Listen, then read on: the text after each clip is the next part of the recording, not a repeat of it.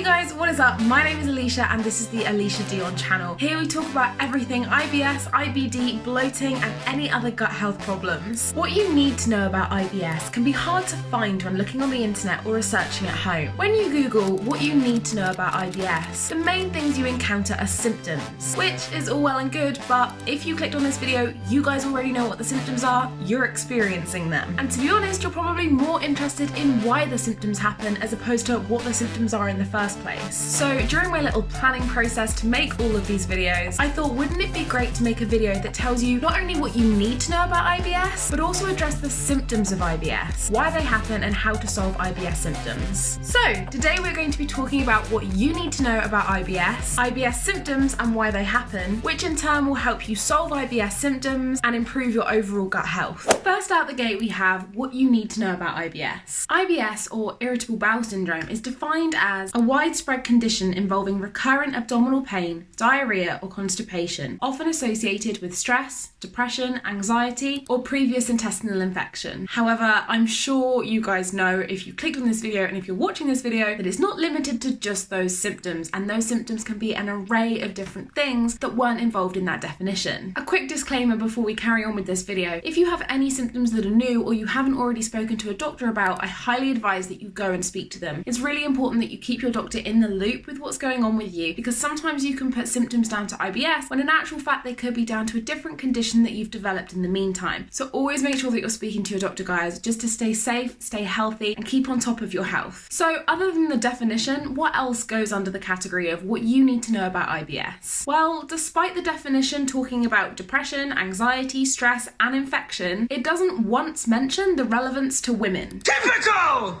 Specialists believe that there might be a hormonal element to IBS and IBS symptoms. A growing body of research shows that sex hormones like estrogen and progesterone may cause IBS itself and IBS symptoms. And this would probably account for why 2 out of 3 people who suffer with IBS are female. We really do get all of just the good stuff, don't we? We get all of the golden tickets. No short straws. Women don't draw any short straws. Yeah, we get all of the good stuff. Another thing you might need to know about IBS is that IBS affects around 1 in 10 people worldwide, making it one of the most common disorders of gut-brain interaction. Most sufferers of IBS are under the age of 50, which actually gets me thinking, this sun cannot make up its mind. The research into the hormonal side of IBS might be really onto something, especially as more research is now finding that testosterone levels in men are rapidly falling over the last 2 decades, and IBS is rising dramatically worldwide. So maybe the older generation are more immune to getting IBS due to the fact that they have more normal hormone levels, and fewer prolonged stresses due to work and social media that we experience as young people nowadays. However, it's just a theory. The average diagnosis of IBS is 2 to 3 years. However, I thought this was actually pretty short and it's not what I really experienced, so I dug just a little bit deeper and I found that in a survey of people who suffer with IBS, 2,000 participants responded saying that their diagnosis for IBS was typically 6.6 years after their symptoms began. And one of the reasons I even make these videos in the first place is because I think people suffer so much trying to get diagnosed with IBS and there's just not enough awareness and people aren't talking about it. So if you're watching this video, don't be scared to comment below and make other people know that they're not alone, and also talk about it more, share your experiences with people so that it can be less of a taboo topic and maybe we can get that diagnosis time down and have less people suffering for such a long time. And our final little tip in what you need to know about IBS is that 20 to 40% of appointments that are made with gastroenterologists that 20 to 40% of appointments that are made with gastroenterologists are due to IBS. Next up on what you need to know about IBS is symptoms and why they happen.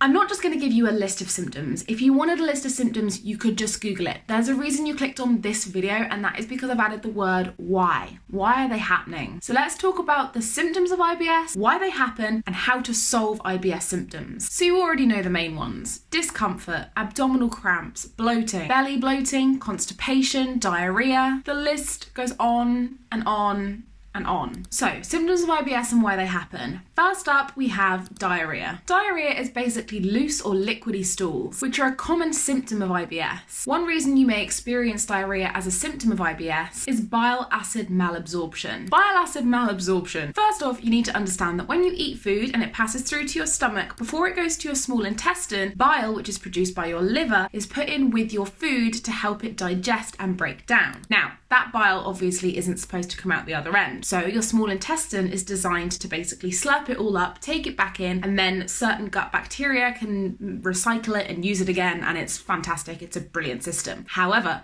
in bile acid malabsorption, the problem is the small intestine is kind of snoozing on the job. It doesn't take the bile acid back up, and then it enters your large intestine. Now, bile isn't supposed to be in your large intestine, so it irritates it. And when it irritates it, your body's like, crap, pun. It irritates it and it can almost bleed or become very red and sore. And as a response, your large intestine releases water and salt. And then you end up having a stool that is not just stool, it's stool, bile, salt, and water, which makes for a very liquidy stool, otherwise known as diarrhea. Another reason you might have diarrhea as a symptom of IBS is due to peristalsis. Now, I've spoken about peristalsis in my previous videos, and it's basically the movement that your gut goes through to move food along. I described it before like a toothpaste tube. If this is your gut walls and there's food going through the middle, it's going to squeeze at one end and move the food along, a bit like when you're trying to get the last bit of toothpaste out of a tube. That motion is called peristalsis, and it is key, and everybody does it, and it's needed for digestion and the movement of food through your gut. As peristalsis takes place, so as the food is being moved through your small and larger intestine, water is absorbed from the stool. So if you think about it, you've eaten a solid, it's gone into a liquid with bile, it's been digested and broken down, and then it's supposed to come out solid at the other end. So if that's the case, one of the ways that this actually happens is that whilst it moves through the small intestine, your body takes water out of the liquidy stool and makes it a hardened stool. Now, peristalsis can happen at different speeds, and it's a bit like Goldilocks. You have too fast, you have just right, and you have too slow. And you have two complete opposite effects depending on if it's too fast or too slow. In the case of diarrhea, it's too fast. It's contracting so quickly that the food is just shooting straight through, giving it no time to release the water that's in the stool and be absorbed by your small intestine. And that means that you end up with a very watery stool, again, known as diarrhea. There is a third reason that you could be experiencing diarrhea, but it's pretty rare, and it's a parasite. This parasite is called Giardia, and basically it stops water being absorbed by the small intestine, and therefore it stays in your stool, leading to, say it with me, diarrhea. A second symptom you might be experiencing is constipation, and you can probably see where I'm going with this considering the conversation we just had about diarrhea. Talking again about peristalsis, like I said, if it moves through too quickly, it's not giving the body a chance to take that water out of the stool, and that's why you end up with diarrhea. So constipation can happen if the contractions in that muscle are too slow. So if peristalsis is moving extraordinarily slowly, that means that the undigested food is staying there for much too long, and it gives the system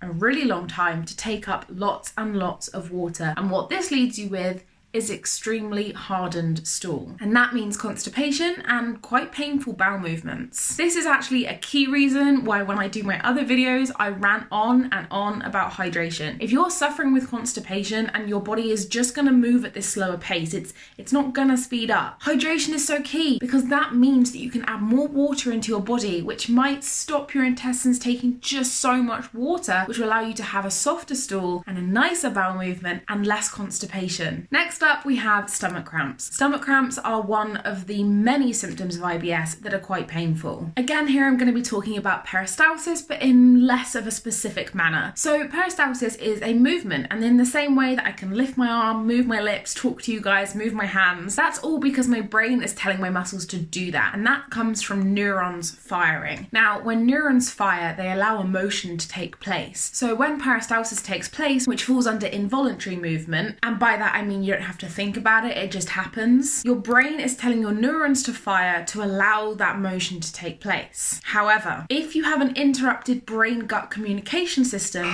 the neurons might misfire, and this leads to a gut that kind of does this. It fires and it spasms, and it can have really bad outcomes for the person suffering. Not only can the spasms cause stomach cramps and therefore pain, it can also move your food forwards through the digestive system, then backwards through the digestive system, and then just fire. And if the food just sits there, it's going to irritate the lining of your gut, which will then lead to kind of your first response, which is going to be inflammation, heat, more spasming, and at the end of the day, you're going to be doubled over in pain with cramps. This is why the gut-brain axis is such an incredibly important thing to understand if you suffer with IBS. If you want to learn more about the gut-brain axis, I would definitely check out this video. It's called Why Stress is Your Worst Enemy with IBS, and I will link it up there for you and also drop it in the description bar below. And it's incredible the effects that stress and things like that can have on your gut and basically cause you to have worse IBS flare-ups because of something that has nothing to do with digestion and nothing to do with food. If you are constantly asking yourself the question, why am I always bloated, then this is for you. I have a really comprehensive video on this particular symptom in this video up there, which is why am I always bloated, the reason you are bloated all the time. I will also drop it in the description bar below, and the reason I do so much content on this, I think, is because I have systematic bloating and it's just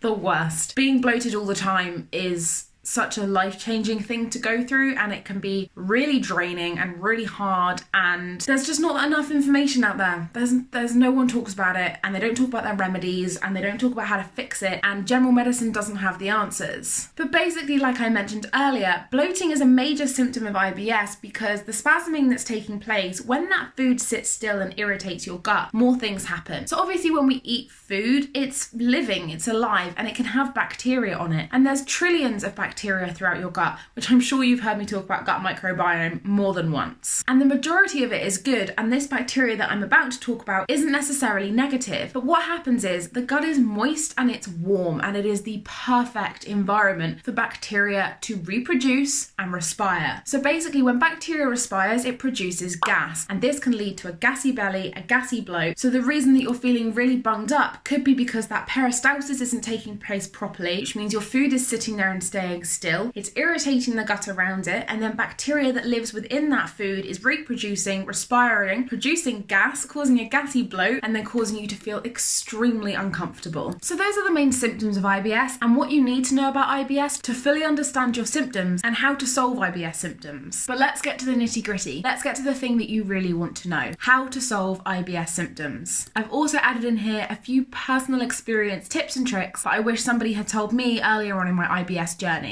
First off, let's talk about the symptom constipation. This is where peristalsis is too slow and taking too much water out of your stools, leading to really hard stools. There are things you can do to help. 1, hydration. Drink lots and lots of water. I'm talking 2.5 litres minimum. If you need to, you can jump online and use an easy converter, but also try and take into consideration how much you move and the time of year. If it's a hot summer and you exercise regularly, you definitely need more, possibly double 2 litres a day. Another thing that's really going to help you with constipation is to reduce stress. I know it's easier said than done, but do what you need to do in order to reduce it. Maybe even speak to work and be like, look, I can't do this at the minute. It's too stressful. You need to lighten my workload. Because if you reduce stress, then you're going to improve that gut-brain axis connection, and therefore they're going to talk to each other better. And if they talk to each other better, then you're going to have a smoother digestion process and hopefully less constipation. Third thing you can do for constipation is to increase your exercise. Exercise releases serotonin, and higher levels of serotonin have been associated with people who have loose stool. So if you're suffering with constipation, by staying hydrated, reducing stress, and exercising, you can release enough serotonin to soften up your stool and allow your gut to do what it needs to do and solve IBS symptoms. The second one is diarrhea. We spoke a lot about diarrhea earlier and the 3 main reasons that you might be experiencing it. Because peristalsis is happening so quickly, it could also be down to a spasm. So one of the things you could do is talk to a doctor. The doctor might put you on antispasmodics, which will allow your gut to take a chill pill and stop